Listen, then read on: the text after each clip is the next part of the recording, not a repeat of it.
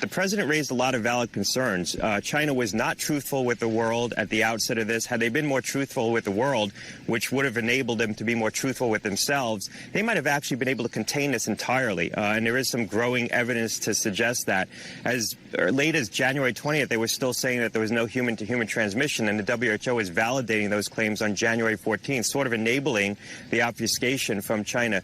I think going forward, the WHO needs to commit to an after-action report that specifically examines what China did or didn't tell the world and how that stymied the global response to this. I also think they need to embrace Taiwan's role in the global health community and allow them to attend the World Health Assembly. Right now, they've frozen China out. The WHO has at sort of the behest of China. And that's hampered the global response because China's been a very important partner. To give you just one more anecdote, China didn't share the viral strains, and the WHO should have made them do that. Had they shared those early on, we could have developed a diagnostic test earlier, validated it earlier. Okay, so here you have former FDA Commissioner Scott Gottlieb, who is also one of the authors of that plan to reopen America that I've talked to you about. He's all over the place right now as somebody who's weighing in on this issue. In that soundbite, it was a little confusing. He's talking about an important issue, but he kept saying China, and sometimes he said China when he meant Taiwan. Taiwan wanted to tell the world more about what it was seeing, wanted to tell more to the World Health Organization. Taiwan was trying to raise the alarm bell early, but you know what? The WHO and other international institutions, they adhere to China's Taiwan as part of China policy, right? This irredentism, this obsession with Taiwan as part of the Chinese mainland. Taiwanese don't feel that way, but you know, China thinks of it as just an extension of its own sovereignty, its own territory. International organizations won't stick up to China on this one. You know, they won't. Remember when there used to be things like, you know, Tibetan Freedom, the concert, and there's all this stuff that was really about pushing back on Chinese aggression and Chinese domination of areas that were not Chinese. That's fading away. That's fading away because the media, because international institutions are scared of the Chinese government's influence and money and what it can do. This has been sneaking up on us. Trump knew this. Trump has been raising the alarm on this. He is right. Our entire China intelligentsia in this country, meaning people that study China and think tanks, and have been overwhelmingly wrong. They were telling us for the last 20 years or so, oh, this is great. Look at how cheap your flat screen TV is at Walmart because it's made in China. Oh, this is great. Look at how cheap your iPhone is. This is capitalism. This is how it works. Oh, no, there's a lot more going on than just that. We should have had more sophisticated thinking, but international corporations, major companies, the kind that write checks to think tanks, for example, they were all too happy to play along with this is a win-win for us. China sells us cheap stuff, a lot of it crappy, but China sells us cheap stuff, and we get to outsource all of our production, so companies get to make more money. Oh, and now we find out that there are more considerations than merely paying workers a lot less and driving up your stock price, that there are more things for a company to think about. Patriotism for corporations is, in fact, a consideration that we should all insist on, right? That should be the future in this country. I've talked about made in America, but it should also be caring about America. That patriotism for American companies should be a mandate. And that the stuff that we've seen where, for example, Google will have employees who won't work with American defense companies or won't work with the U.S. government trying to develop new technology to keep our soldiers safer, to make sure that we don't get, caught unaware on the battlefield. But the same employees in Silicon Valley and Google, they'll keep doing business in China if they can, while China is running the biggest surveillance operation the world's ever seen on its own people and everyone else who goes there. Patriotism matters. Patriotism matters. We have to do a rethink here about the approach that our companies take and what they're trying to do going forward. This is, I hope, a wake-up call on that front. And the Chinese government has been a massive problem for us for a long time on a number of fronts. But this, I mean, we're not even talking about how much intellectual property they've stolen from us. You know, why do we have a military advantage over China? Yeah, we have the best military in the world. We have the best soldiers in the world. But guess what? Technology also really matters here, right? Doesn't matter. You can be the best pilot on the planet. If the other guy has better radar than you and missiles fire further and faster than you, you're gonna die, and he's not.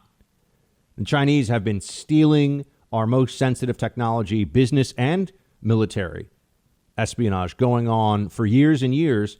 And where were the alarms about this? Oh, you know, they too much trade with China. We can't manage. We can't handle to upset them. So this is a reset. Look, it's the start of a new Cold War, folks. That's where we are. This is a Cold War with China underway now because of this virus. And at the end of this, either the American Republic will be standing or the Chinese Communist Party will be standing. It will not be both. This is how these tectonic level shifts in international relations occur. A major unforeseen event that all of a sudden causes a rethink of so many other things. And we're in it right now. You're in the beginning phase of it. Oh, what? This is just going to go away? We're going to say that everything is fine. Does anyone really feel like forgiving the Chinese Communist Party for this? Or some people call it the Communist Party of China, by the way. You'll see it written two ways. But yeah, this is a reminder. Now, I was a little bit surprised that Navarro. Oh, I'm sorry. No, I was like, wait a second. WHO's Navarro. I was like, Peter Navarro didn't say this. WHO's Navarro had this to say. Play clip 7. We really do have to work with the information we get. We don't have, in the World Health Organization, the power to go and inspect beyond what countries tell us. That's been made clear in the treaty that governments agreed in 2005 on how nations work together and how the WHO operates. But I say this, that they did invite a team pulled together by the World Health Organization to come and inspect everything in mid-February. There were no restrictions on what that team investigated. It included American experts as well as experts from others in the world. So we are trying to be clear to everybody that we have been given access to the information we requested. And so therefore I don't like at any time to say we don't believe. We believe what we've got. We work with what we've got. That's how we operate in the World Health Organization. WHO trying to run some damage control here. Sure, China was just great about this whole thing. We've known for years. Here's the problem. When you look at the timeline for SARS, for H1N1, and even this book by Sonia Shaw that I read a couple of years ago, just because I've always found pandemic disease. And I could show you this. I mean, I downloaded this book at least, I think, 2 or 3 years ago, read it. I've talked about it before on the show. It has some very interesting stuff historically about pandemics. But she just walks you through how, for pandemic disease, the Chinese practice of animal harvesting animals in huge numbers, and the lack of hygiene that's involved with a lot of these animals. It's a perfect laboratory for this kind of disease spread. We've known this for at least the last 15, probably 20 years. This just keeps happening. How many people knew that was going on? How many had really figured out that China was such a danger in this regard to the whole world? You know, I do give him some credit. Bill Maher over the weekend on his show, he did a monologue from his home, I guess, in Malibu or Beverly Hills or whatever it is, for his show.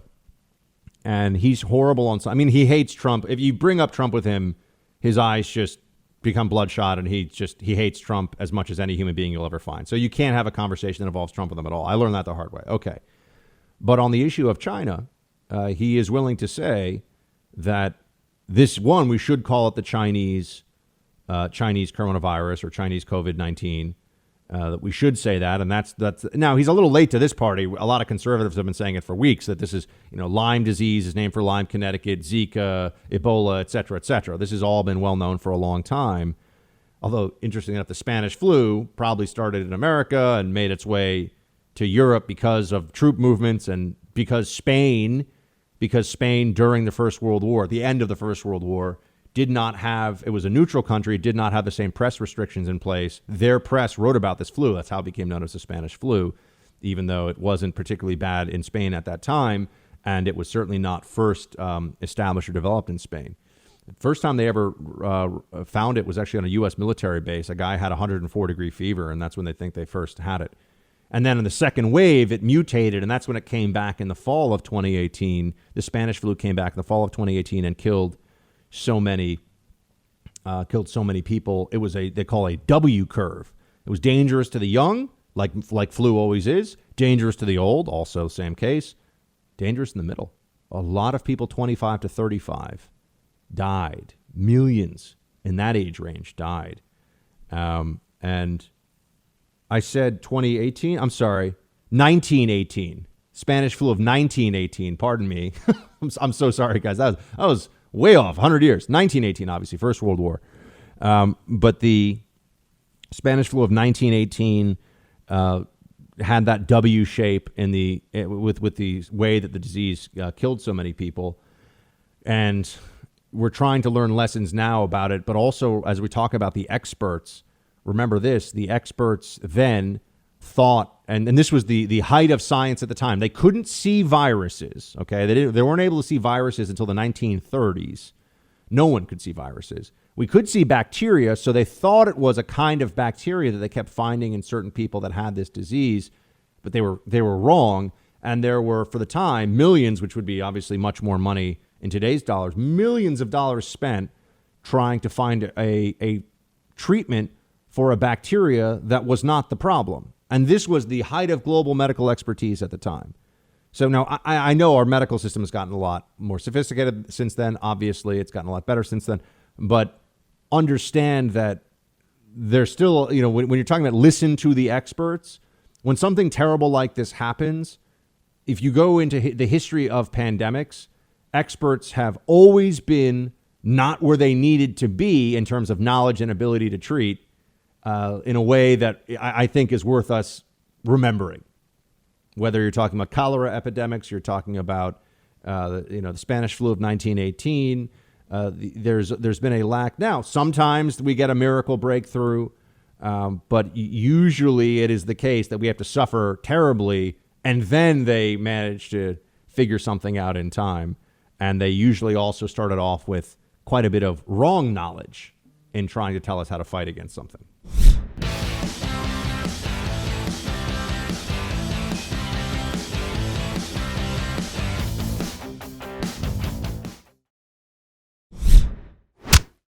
China has been unbelievably taken advantage of us and other countries. For instance, they're considered a developing nation. I said, well, then make us a developing nation, too. They get big advantages because they're a developing nation. India, a developing nation. The United States is the big developed nation. Well, we have plenty of development to do.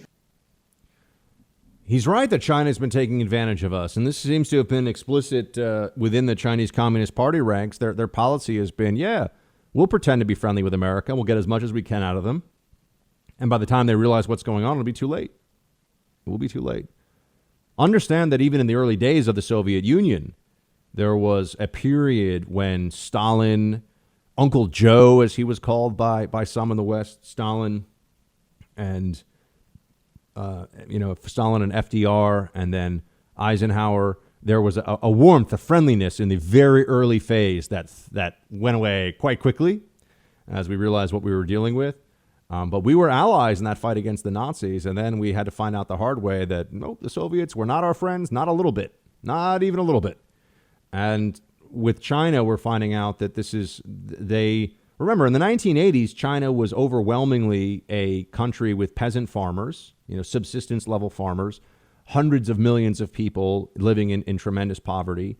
And the policies of the Chinese government, stretching back to, particularly through Mao's era of the 60s and the 70s, China was developmentally 50 years behind where the West was. I mean, that's a guess, but something like that, right? So when it's the 1970s in the U.S., China developmentally is somewhere in like the 1920s, 1930s in terms of its economy.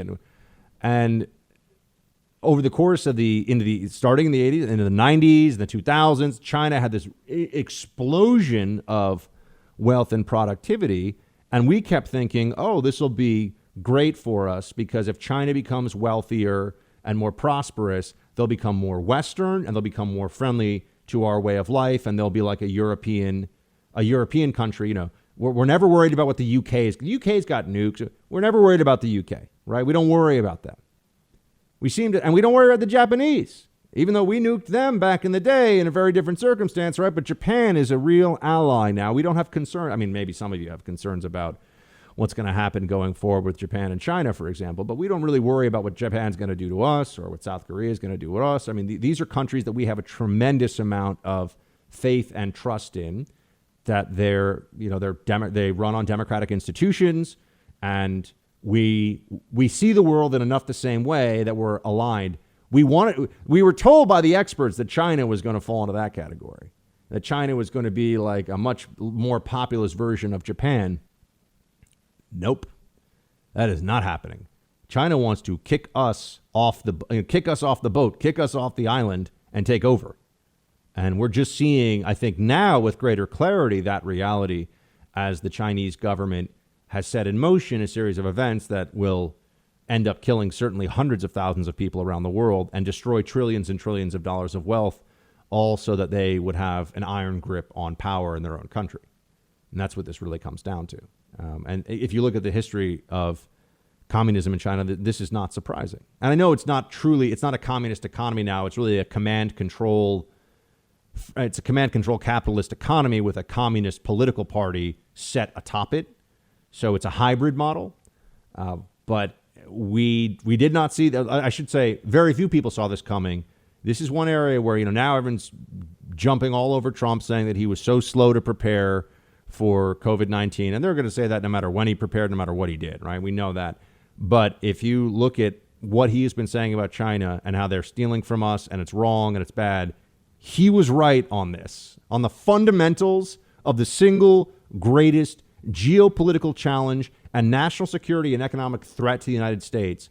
Donald Trump, as unorthodox as his style is, he doesn't have a PhD in economics, which very few people with a PhD in economics are worth listening to. But anyway, he knew this on a gut level because he understands, he has an instinctual grasp of opponents and bullies and opposition and enemy. He knows who the bad guys are. One of the most simple things in foreign relations, simple things in foreign policy, that our own foreign policy intelligentsia has just no grasp of whatsoever. I mean, they're wrong on that time and time again, whether it's the Soviets or now dealing with the Communist Party, China.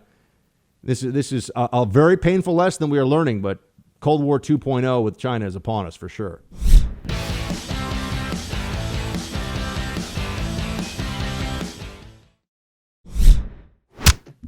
All right, my friends, we have a special treat for you here. Mr. Jesse Kelly of I'm Right with Jesse Kelly on Pluto TV's The First. You should check that out on Pluto TV if you haven't already. Channel 248, The First. Also the host of the Jesse Kelly Show, now in national syndication. His home station down there in KPRC Houston is also where I am. So it's Jesse, then Buck. So it's basically the best radio lineup you could find anywhere in the country. So good job, KPRC Houston. Mr. Jesse Kelly, how you doing? I'm I'm a little different, but I'm always good. Don't get me wrong, I'm good, but I honestly feel like I'm watching a movie. Everything seems so absurd and unreal, and the whole world seems like it's shifting around at once that I feel like I'm on the outside looking in on it. Does that make sense? Yeah, I wake up every morning now, and when you have had a nightmare, which I don't know if this is ever a thing that, like maybe you wake up and you think that you're all of a sudden like tiny Jesse instead of 6'9", but and then you get to stand up and you're like, no, I'm actually the size of Andre the Giant. Everything is fine in the world. I wake up and some mornings it's like, oh my God, we're still in this. Like this is actually, we're still here, right? Like this is still, and I will say I had this a little bit sometimes in not in Afghanistan, but in Iraq. I'd wake up, I'm like, I cannot believe I'm still in this place months into it. But let me ask you this, man. You've been one of the very few out there And I've gone through phases, but when I get enough like death threats and people telling me that I'm destroying my career by saying that a Great Depression is bad for the economy, I kind of say, all right, I'm gonna just drink some tea and watch some Netflix now. I've had enough. You're out there making the case about how damaging this thing is. So where are you now on that? I mean, we're 6 weeks or so into this lockdown. We're going to be in this for at least another 3 weeks. They're telling us. I think at least until it's going to be mid-May before any states really open up, if that. But where do you think we are in terms of the economic pain? Oh, I think we're just seeing the very beginning of it. And that's why I've been so loud about it. And again, it's never that I have said, well, it's just, the virus is nothing. It's no big deal. Of course it's serious. It's killing people. It's a deadly pandemic. But a Great Depression is so much worse than any virus could ever hope to be. We lost 7 million people in the last Great Depression. That's when the population of the U.S. was less than half of what it is now. Suicides, drug addiction, alcohol addiction, spousal abuse, child abuse, depressions, these things go through the roof when you have economic downturns like this. And the way people have talked about this is why I've been so loud about it. And I don't give a crap that everybody's mad at me. The reason I've been so loud about it is you don't realize you made a mistake until we're there. I've been screaming from the rooftops because I want people to wake up now. And then it's too late. That's the problem, is that once everyone sees, oh, our currency is in free fall. We've printed too much money. We don't have the productivity behind the economy to back up the promises that we're making to ourselves or to the rest of the world. It's too late at that point. At that point, you can't do anything to put the genie back in the bottle. That's why I feel like I'm living in that twilight zone that I was talking about, Buck. I mean, I can see this clear as day, and it blows me away that other people can't see this. And I get that viruses scare people in a unique way because you can't see them, you can't dodge them. If it's coming for you, you're going to die. No one wants to die with their lungs filled up with fluid. I mean, it's terrible. It's absolutely terrible. But you can put a tangible cost on what a depression costs. We're at 20 million unemployed easily already, Buck. So it's 16, just short of 17 million officially. That means all the 1099 people, all the small businesses, all the people who haven't been able to get through, we're easily over 20 million. Another 3 weeks, that puts us at 40 because businesses are going to be running out of capital as they go along, and that increases exponentially. They're just going to keep running out and declaring bankruptcy. 40 million families that can't feed themselves now, that can't pay bills now. The reverberations of that are staggering, and I'm shocked it was ever even considered. It's not just that we're doing it. I'm shocked anyone ever considered it. It is the dumbest thing that's been universally accepted I've ever seen in my entire life. I also don't, and I really mean this, and I can sound like, it sounds ridiculous until you think about it, but if the standard is shutting down the economy means less spread of a respiratory virus, which means less people will get that virus and therefore some will die, some degree less will die from that. And if it's not that big of a deal, I don't understand why we don't shut the economy down for 2 months every year so that we avoid flu deaths, which are, as we know, 20, 30, 40,000 a year. By the way, even if this was the worst case scenario that we've even seen, that this was going to be 500,000 deaths, well, if any death is unacceptable, which is what we're being told from this, and the economy doesn't matter, it seems to me like every year we should shut down for at least 60 to 90 days. Why not? Have the government write everybody checks, give us a vacation. I'm glad you brought that up because that leads me to my next big concern, and this is probably the biggest concern. It's not just what we're going through now. We know we're going to go through this right now, and it's going to be brutal, and I have some grave concerns over how brutal it's going to be.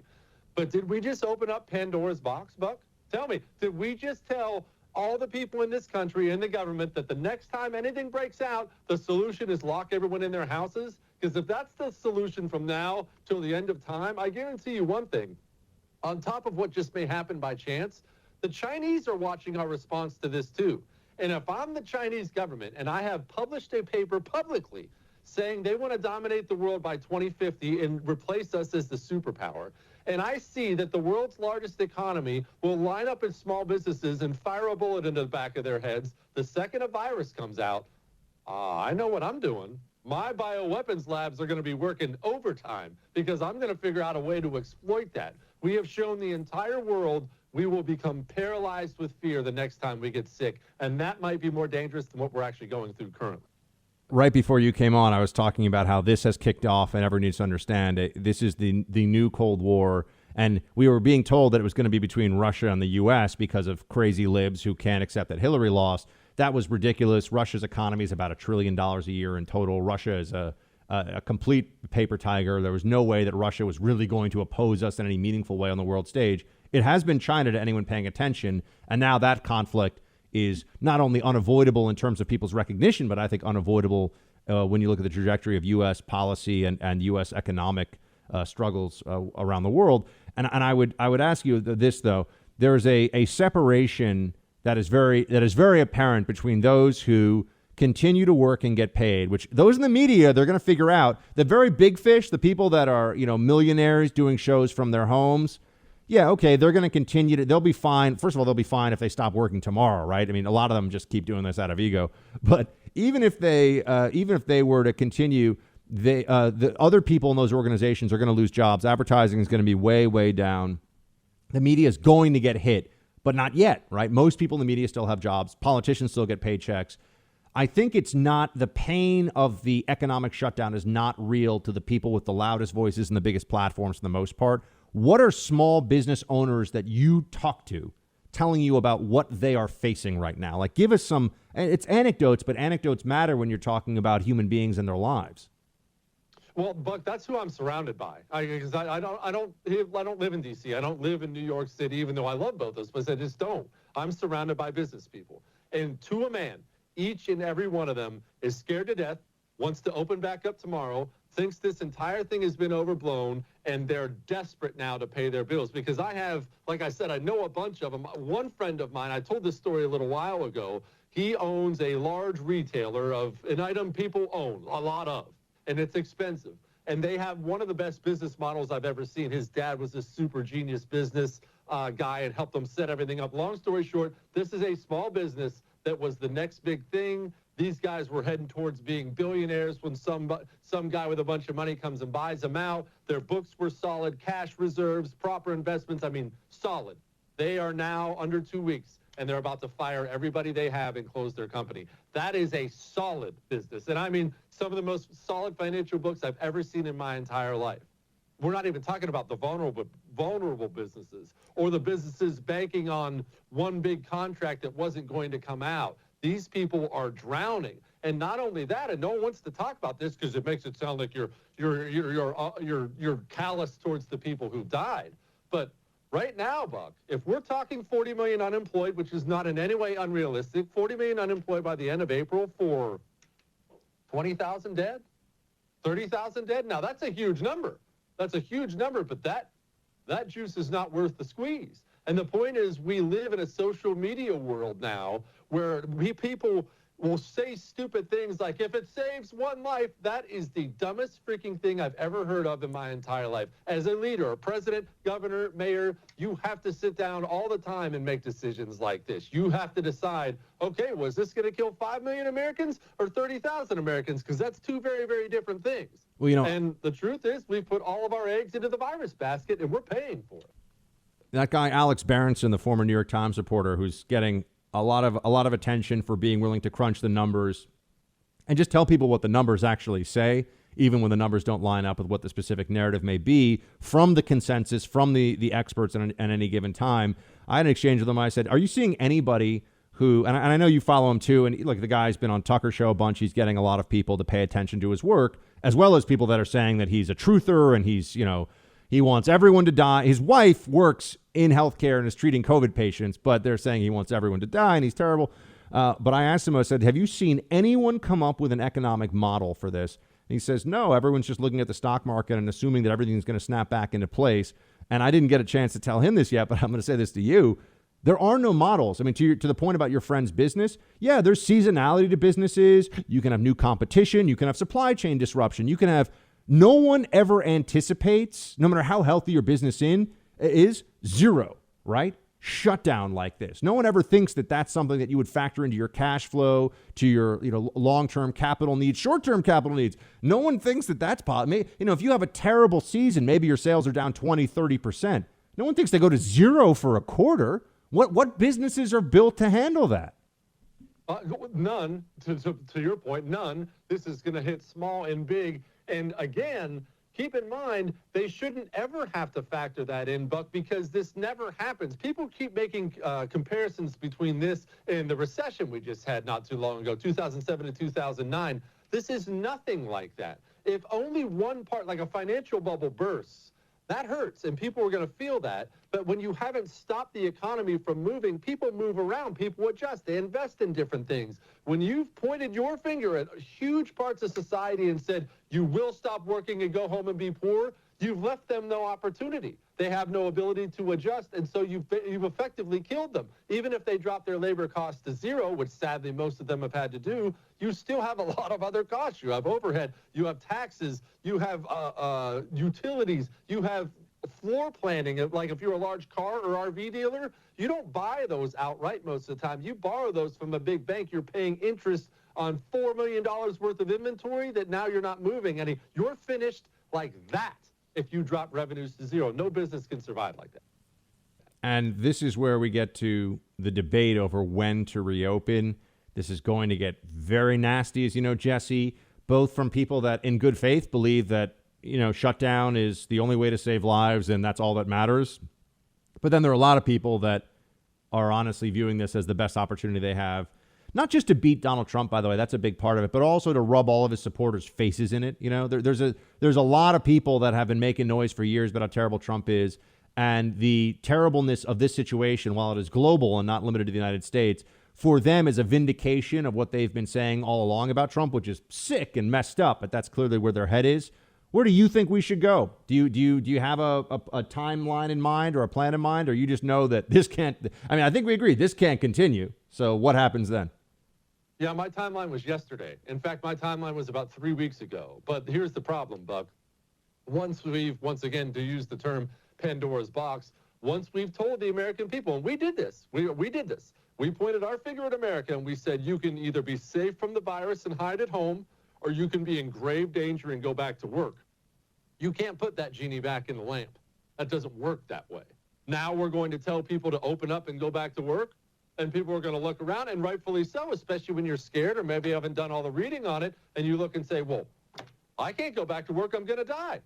How are you supposed to convince them otherwise? You just told them that. As soon as you present to the public that the solution is to go home and hide under your bed, then the public assumes that's the solution. Oh, we didn't even mention the second wave. Everyone's heard about the Spanish flu. I have bad news for everybody. It wasn't the first wave that really killed that many people. Hardly any died. I swear, Jesse was not. Wave that got him. Jesse was not listening to the show before we brought him on. You're talking about China, second wave of Spanish flu. I was like, Jesse, we're two men who are simpatico on the analysis here. Everybody should check out Jesse Kelly's show. You can download him on various platforms for podcasts, also on Pluto TV. I'm Right with Jesse Kelly is the show. He is the man himself, Mr. Jesse Kelly. Thanks for making the time for us, and let's hope that America continues to survive so that we can keep having you on the show. Appreciate it, boss. Thank you.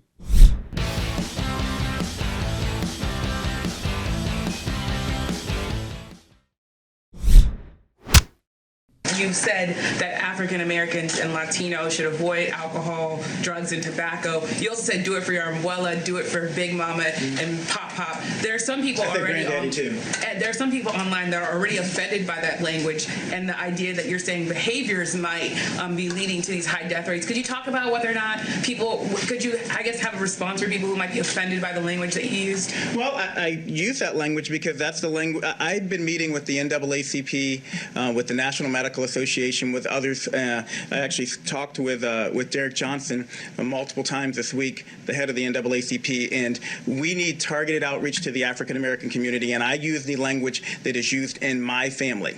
I have a Puerto Rican brother-in-law. I call my granddaddy granddaddy. I have relatives who call their grandparents Big Mama. So that was not meant to be offensive. That's the language that we use and that I use, and we need to continue to target our outreach to those communities. It is critically important that they understand it's not just about them. And I was very clear about that. It's not just about what you do, but you also are not helpless. We need to do our part at the federal level.